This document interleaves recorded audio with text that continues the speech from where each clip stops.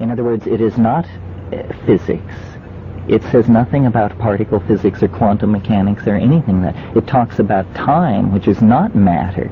We have been obsessed with matter for millennia, and have thought of time as just something passing by, couldn't really get a handle on it. But maturity will mean getting a handle on it. And everything I've said about the historical process and how puzzling it is true in our own lives. For instance, you may have noticed that every day is sort of like every other day, and yet every day is different.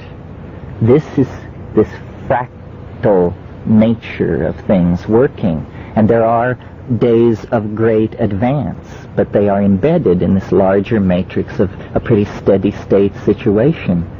I studied with Wes Churchman, who was a futurist, and he used to like to say that most of the future is already present in the present.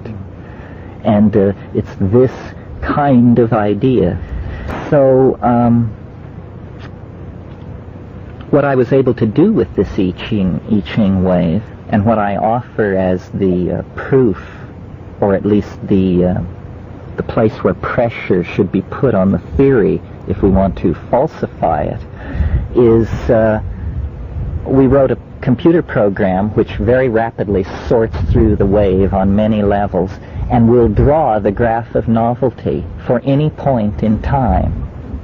And it will draw it on different scales. We can, like, say you were interested in the French Revolution, 1789. We can throw a picture up on the screen which shows you 1788, 89, and 90. And you can then ask yourself, does this line fulfill my intuition of how a novelty curve descriptive of the French Revolution should look? But suppose you're a specialist, you're interested only in the assassination of Marat. Okay, then we can look at the 19 days in 1789 surrounding his assassination on the 20th of July, and so forth. But where it is really interesting is in application to our own lives. And there then you have a personal body of information that you can try against the wave to see if in fact it fits your intuition of how your life should work. There are a couple of people here who have counseled with me one-on-one where we've actually looked at their life. And then on into the future. It goes right on into the future to 2012. And of course 2012 is just my choice.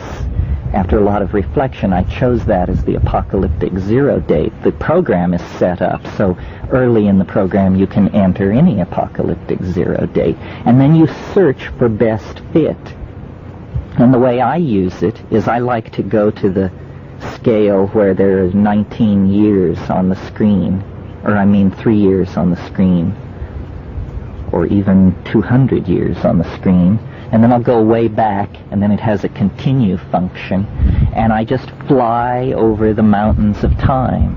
And when I see a steep valley, I dive into it and blow up the fractal landscape. And then the program has a function called near, which is a historical data file, and you can just hit a button and it will tell you ascension of Artaxerxes, 514 BC. There it is, look! His son was an idiot, but then he came on, and the wave, it fits, it works, this is it, it's all clear. And so it's a way of modeling history, and if I could contort it into a video game, my life would be much easier. We've tried to take a different approach to time in video games. So what we've done is not given the player control over rewind or fast forward or pause like a VCR. We've actually thrust them into a story that drives them between eras. In this case, the player's experiencing a time wave. At this moment of levity, what I'd like to suggest is that we have a very short break. I was about to suggest that Joan has offered to moderate with me, and we'll see if we can't generate some fast-paced repartee. Yeah, we should do that. Why don't we introduce ourselves, starting with... My name's Adele Getty. And what do you do? I'm a ceremonialist. I'm Francis Huxley. I'm a visitor at Ojai.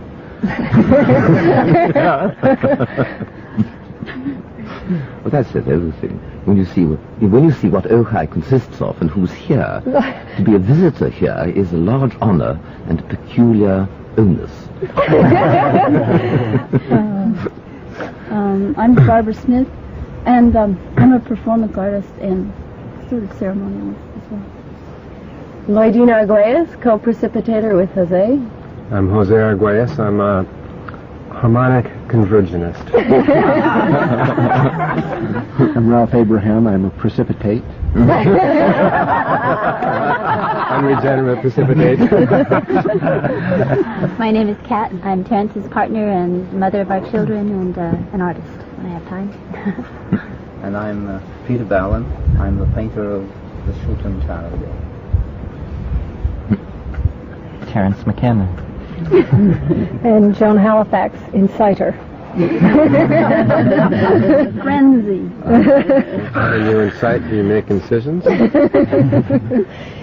Incisor. Well, incisette. Oh dear. Well, Terence introduced the pre-existing notion of peer review into council, and since the peers were assembled, and it's not only been a view, but for some of us a review of Terence's material, but not only that, a review, interestingly enough for quite a few of us, of our own epistemologies. I thought it might be timely at this moment in our day to hear from various of the council faculty their perspective on what Terence has been saying this morning, which is what it has been, and what they might have to add by contrast or parallel. So I'd like to throw the gauntlet, straw dog, into the middle of council and not move linearly, but just to see what cooks out in terms of reflections. Who's got the nerve? I would think someone would be outraged. I mean, Well, I'm outraged. oh, good. Hold the straw dog, please. What is it you're outraged about? Well, I just really expected more from Terence because